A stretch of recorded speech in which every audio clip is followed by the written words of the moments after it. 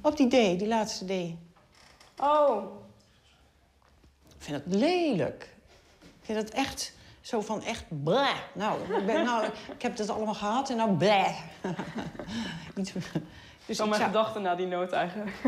Ja, ik stel voor dat je daar een tweede vinger op de G-snaar neemt. Ja. 1,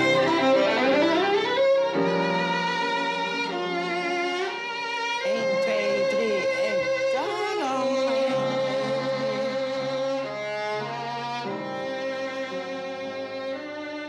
Forte, blijf forte. Niet vertragen.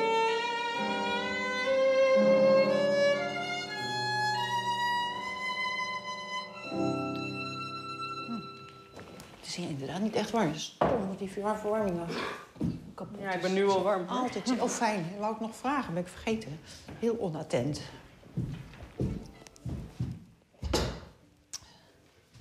Nou, en een föhn dus aanschaffen? Ja, een kleintje. Kleintje, ja, zo klein mogelijk. En hem dan niet ergens laten liggen, wat ik dus wel 80 keer heb gedaan. Ik weet niet hoeveel föhn ik al heb aangeschaft. En nu heb je nog even... Volgende week beginnen de lessen weer. Ja. School. School, ja. Nou ja. En school natuurlijk, ja. Ook. Ja. Hoe lang moest je nog, zei je? Nog 1,5 jaar. Ah, ja. Ja, ik zat eerst op het VWO, maar ik ben nu naar de HAVO gegaan. Oh. Zodat ik eerder klaar ben Ja. en dat ik meer kan focussen op viool. Oh, wat goed. Want, vond je dat erg?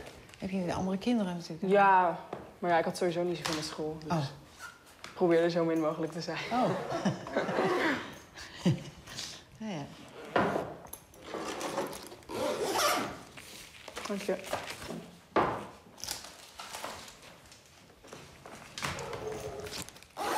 Snappen ze wel wat je doet dan op school? Mijn vrienden, ja. Oh, ja. En de docenten ook. Ja.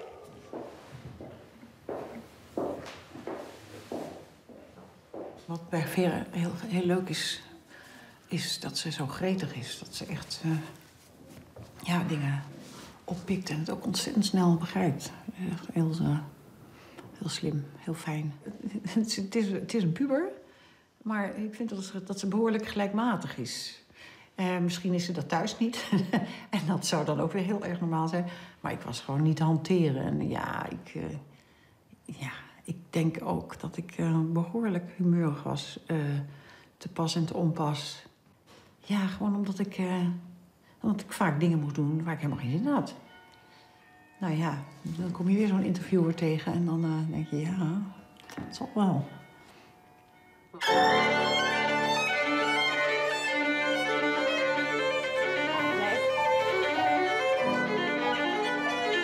Niet jagen, niet jagen.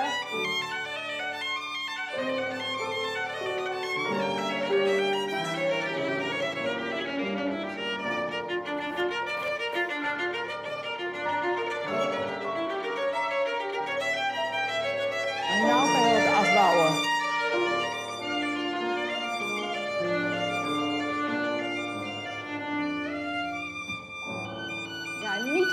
Niet te veel retenue toe maken, want er komt nog van alles daarna. Hè? Dat is nog helemaal niet, het verhaal is nog niet klaar. En wat zei ik nou ondertussen? Oh ja, je gaat een beetje op hol. Je slaat een beetje op hol. En het is levensgevaarlijk, want dat orkest kan jou daar niet meer in horen. Wat jij daar doet. Dus jij moet echt die lijn van het orkest blijven voelen. Betekent niet dat de dirigent jou natuurlijk in de gaten moet houden. Maar wees flexibel en zorg dat je bij de les blijft. Want het wordt daar vaak een zootje. Je zal niet de eerste zijn die daar ontspoort.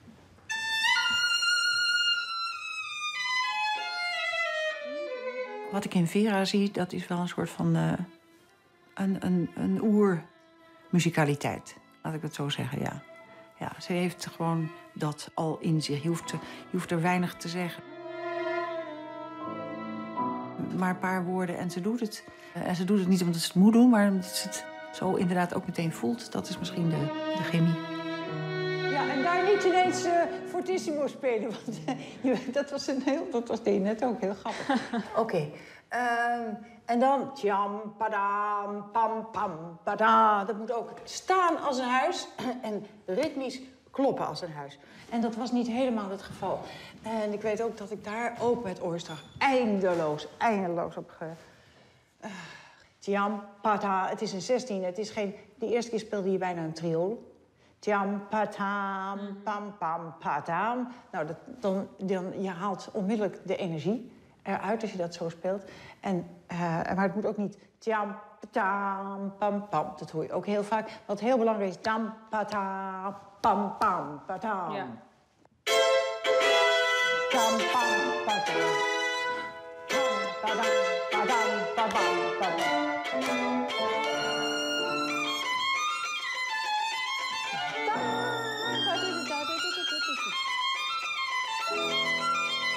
Niet jagen.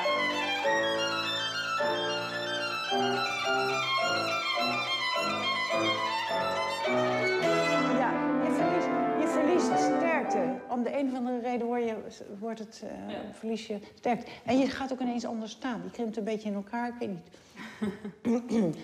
Dat zou ik niet doen, maar dat wordt er niet beter van. Wat wou ik nog meer zeggen? Dat was veel beter. Pam, padam, padam, padam, padam, padam, padam, patatatatatatam. En daar niet op jacht, op hol slaan. Mag het nog 1 keer?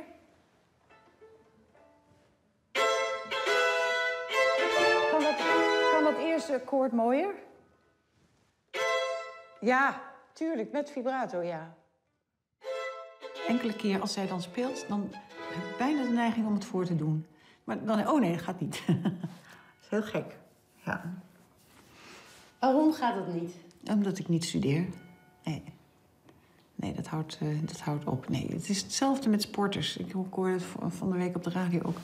Iemand die heel fanatiek gesport heeft en echt daar prijzen in heeft gewonnen en zo. Maar ja, op een gegeven moment is het gewoon op en krijg je het niet meer voor elkaar om die discipline van dat trainen, wat dan bij mij natuurlijk ook is.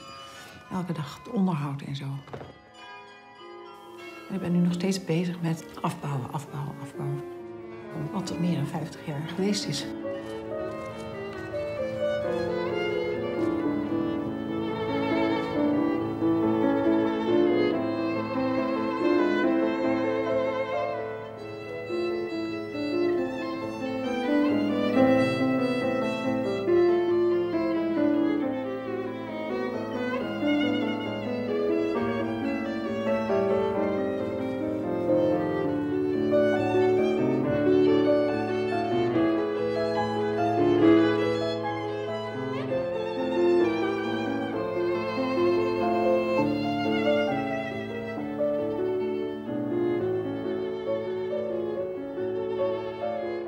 Dit is dus met Jori. Ja, het is ook wel heel aandoenlijk. We hebben ontzettend veel lol gehad ook samen. Hoe was dat, spelen met Juri Egelhof? Ja, altijd heel spannend, want ik wist nooit of hij wel klaar was met studeren. Dat was altijd een beetje penibel. Hij begon wat laat, zal ik maar zeggen. En dan moest je maar afwachten of het inderdaad allemaal... Dan belde hij op en zei hij... zullen we toch maar niet weer die Brahms-sonaten doen en niet Bartók, want ik denk dat het beter... Nou, zo heel verhaal. Dus dan werd het programma toch weer veranderd, omdat hij nog niet af had. De jurk van Puk en Hans met Jori. Het zijn eigenlijk allemaal Goversjurken, Frank Govers. Dit is eigenlijk de enige van Puk en Hans. En nou, de rest is allemaal eigenlijk Govers. Dit was een hele... Nou, zo doen. Dit was een heerlijke jurk. Echt een van de laatste die hij voor mij gemaakt heeft. En ja, nou ja, als je deze jurk aan had, dan was je al meteen zo. En dat heb ik ook altijd tegen Govers gezegd. Tegen Frank gezegd. Ik wil, als ik jouw jurk aan heb, dan ben ik ineens een heel ander mens op het podium. Ja, helemaal geborduurd. Dat is niet te geloven, hè? Een kunstwerk, dit. Echt zo ongelooflijk mooi. Dit is een losse blouse. Even kijken, wat is dit? Dit is een topje. Maar deze is ook een hele mooie zware jurk. Het is de zwaarste, denk ik wel. Dus om mee te reizen was dit nou niet ideaal. Als je die dan aantrekt, dan heb je wel wat gewicht aan je hangen. Maar dat voel je dan niet, omdat die helemaal aangesloten zit. Nee, als je zoiets aan hebt, je bent gewoon een ander mens. Wel, als je, kijk, stel, je moet het podium, je bent een beetje moe en zenuwachtig, weet ik veel wat allemaal, en dan doe je de jurk aan. En dan krijg je ineens, oh, ja, komt wel goed.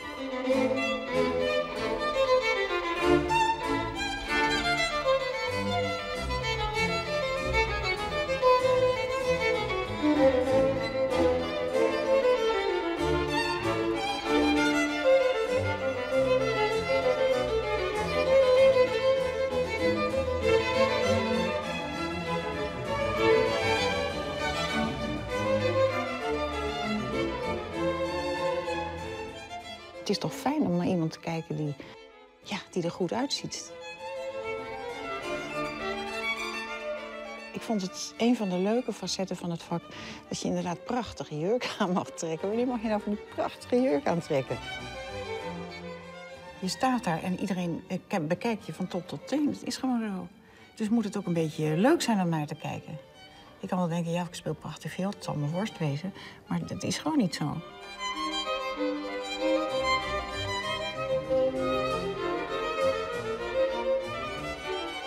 Ik had mezelf al voorgenomen om vanaf mijn 40ste ongeveer te denken aan stoppen. Niet omdat ik geen muziek meer wilde maken, maar gewoon omdat ik het wel mooi genoeg vond. Ook omdat je mensen het niet, vind ik, niet aan moet doen als je wordt er niet mooier op na je 40ste. Sommige mensen wel, maar ik niet. En dat vind ik een belangrijk aspect. Dus het visuele aspect. Er komt zoveel bij op visueel gebied, dus dat is alleen maar belangrijker geworden.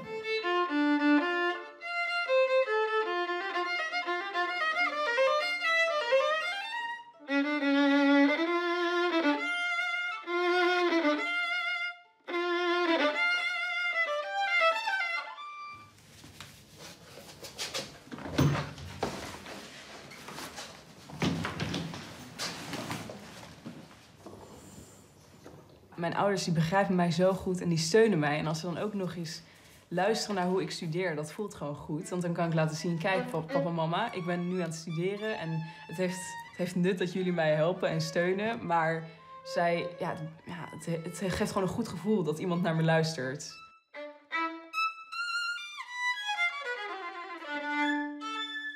Jullie zitten zo te luisteren naar iedere valse noot die ik speel. Ik kan Het is zo gek te doen. Speel toch gewoon... Ja, hou eens op. Precies, hou eens op.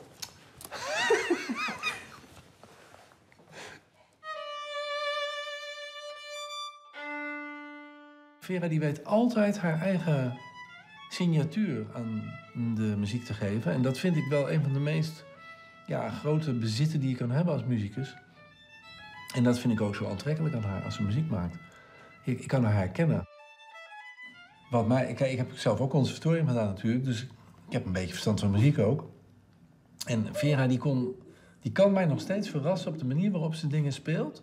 Ik zie de noten, ik zie wat er staat, ik zie de dynamische aanduiding, de frasering.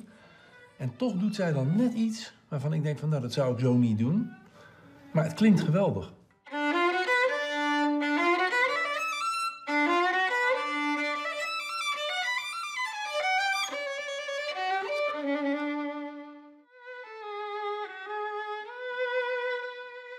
Als ik niet studeer, dan word ik echt ongelukkig wel. Want ik voel me schuldig. En ook tegenover mijn ouders. Want die doen zo hun best en die leven zo mee. En dan studeer ik niet. Dat kan niet. En dan krijg ik ook nachtmerries. Dat had ik laatst. Ik had niet gestudeerd. Nou, dan krijg ik echt mezelf in mijn dromen achtervolgt. Nou, dan ga ik maar weer gewoon studeren. Want het kan gewoon niet. Die muziek zit zo in mij en het hoort bij mij. Het is mijn leven. En als ik het niet doe, dan achtervolgt het me. In je droom? Ja, in mijn dromen. Een duivel die jou achtervolgt in mijn dromen. Die staat voor mijn slechte kant van mijn persoonlijkheid. Nou, dat zegt wel genoeg volgens mij.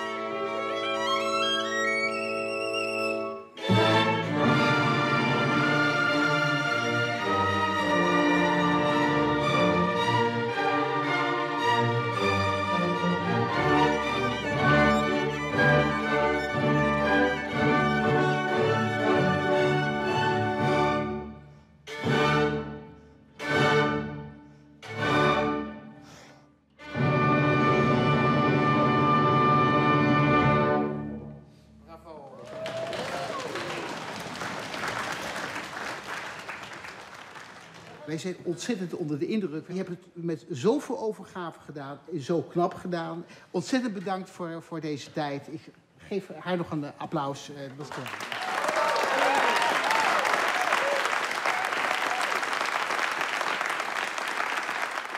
Geweldig gedaan, Vera. Dank je, maar sorry dat ik niks heb gedaan wat jij zei. Ja, dat is helemaal niet waar. Dat is helemaal niet waar. voor te bereiden. Nee, dat is helemaal niet waar. Je hebt wel heel veel gedaan. Ja, echt waar. Ik heb het best gedaan. En zo... Ja, ik vind het een enorme prestatie. Je moet back-af zijn. Ja. Je hebt heel goed, jullie hebben heel goed Ja, samengewerkt. het is Echt. ontzettend hoe Ja. ze reageert. Ja, precies. En Ja, sociaal ze speelt. Dat vind ik echt... ja, ja. nee, ja. dat, Ja, bravo hoor. Nou, ik hoop dat je nu snel in je bed terechtkomt. Ja. Want je bent nog maar 15. ja, dat is, Ja, ik zat niet. Ja. Ik ga inpakken. Doe dat.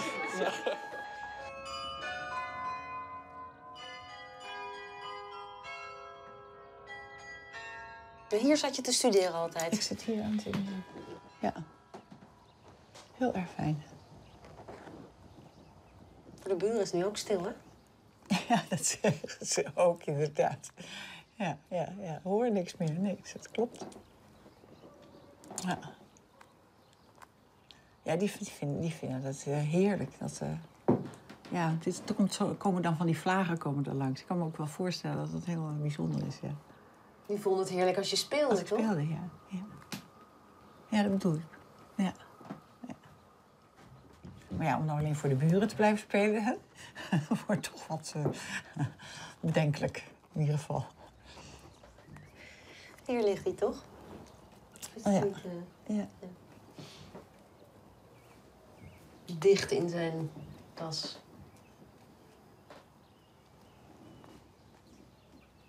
Dus hier zit je nu niet meer. Ik moet hier opruimen nu.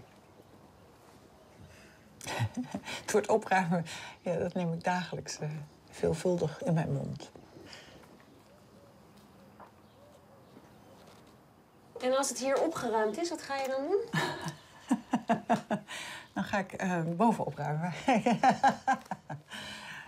En dan begin ik weer van voren aan. Ik heb nog geen moment gehad dat ik niet wist wat ik moest doen. Dan krijg je het nog heel druk. Want dan moet je de hele week keihard studeren. Nou, wanneer zijn die lessen dan? Weet ik niet. 2 keer 3 kwartier dan. Oh, ik krijg net een appje van oma. Ze zegt, lieve Vera, veel succes vanavond, liefst van oma. Het is heel bijzonder, zo'n groot orkest. Nou, lief. Ja. Vind je het eigenlijk leuk dat Emmy komt? Of vind je dat eng?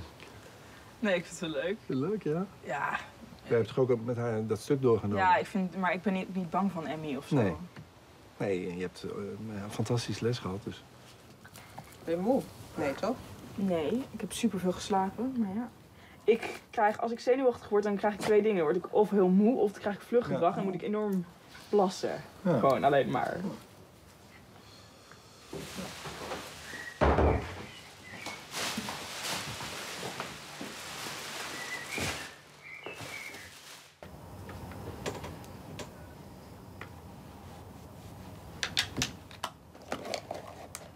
Aan de ene kant wil je natuurlijk dat je kind zich zo goed mogelijk ontwikkelt. En ze heeft ontzettend plezier in viool spelen. Gewoon, dat is natuurlijk het belangrijkste, vind ik. En lol maken met muziek is heerlijk. Maar aan de andere kant realiseer je natuurlijk ook wel... Vera kan behoorlijk goed viool spelen. Er zijn ook nog andere kinderen in Nederland die dat ook kunnen. Maar niet zo heel veel. En er is natuurlijk concurrentie. En er is ook een harde muziekwereld. Er zijn concoursen, je moet meedoen. Anders besta je niet. En dat het kan leiden tot frustratie. Soms win je, soms verlies je. Soms is het onbegrijpelijk. Onzekerheid. En ook het werken en het organiseren. We moeten heel veel organiseren voor Vera, ook met de school. Ze moet toch een diploma halen ook. Volgende week weer naar Duitsland bijvoorbeeld. Hè? Nou, een heel georganiseerd. Hilly moet dan vrijnemen. Ik moet werken, ik kan geen vrijnemen, want ik zit in het onderwijs voor een deel. Maar je moet het wel allemaal regelen. En zo is er altijd wel iets. Morgen natuurlijk weer Max Broeg spelen in Utrecht. Zondagavond in Amsterdam, hè? Het solistenleven is eenzaam. En nu zijn wij er nog natuurlijk. En wij gaan altijd mee. En dat wil ze dan ook graag. Dat we er voor haar zijn en meegaan. Maar ja, dat is natuurlijk zo. Het lijkt me voor haar best een een zware baan. Als je dat, maar bovendien, je kiest er niet voor, het gebeurt. Ze zegt van ja, als het gebeurt, gebeurt het. Maar het is niet iets wat ik per se helemaal nastreef. Want ik vind als ik een mooie baan heb in een orkest ook heel mooi. En dat is, ze vindt wel dat inderdaad het solistenleven is eenzaam. Want je gaat altijd alleen ergens naartoe.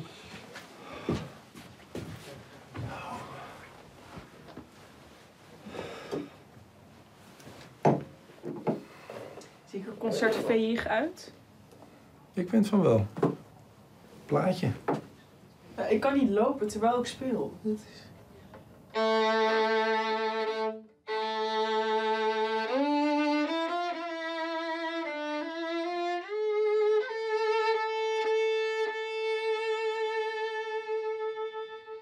Maar nu weet ik dat ik hier kan lopen. En op het podium moet ik kijken. Dat gaat goed. Ja, boeien. En anders val je, dan is het ook leuk.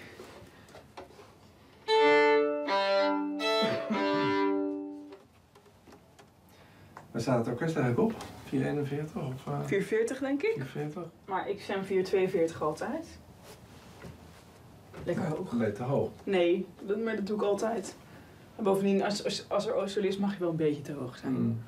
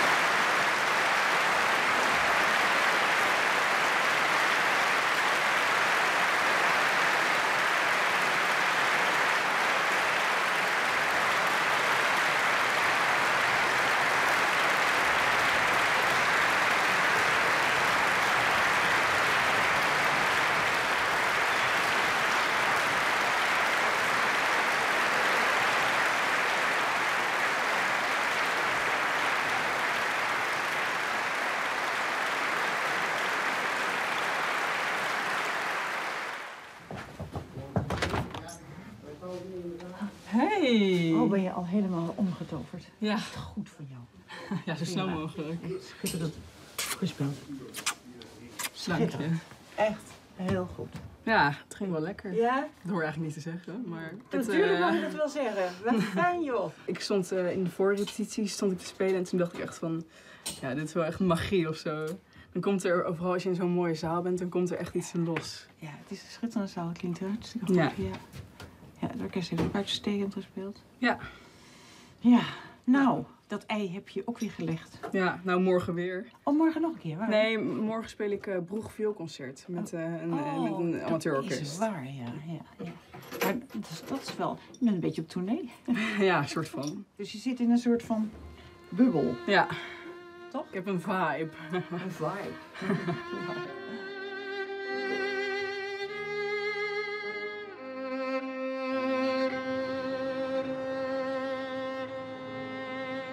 Het is net als een schilderij. Ik bedoel, je mag erop passen een tijdje. En je mag ervan genieten. En daarna komt het weer bij iemand anders terecht. Ik vind gewoon dat er veel bespeeld moet worden. Ik kan hem niet in zijn doos laten liggen. Dat zou toch een beetje aso zijn.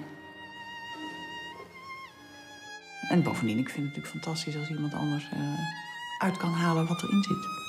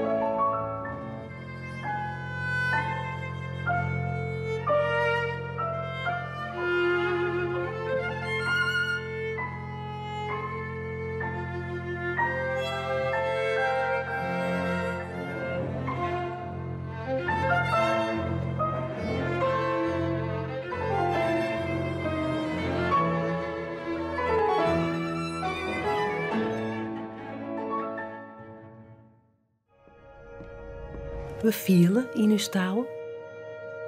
We denken in uw taal. En we praten uw eigen taal. De Friese literatuur is adwaande net los te zien van het plak dat we libje.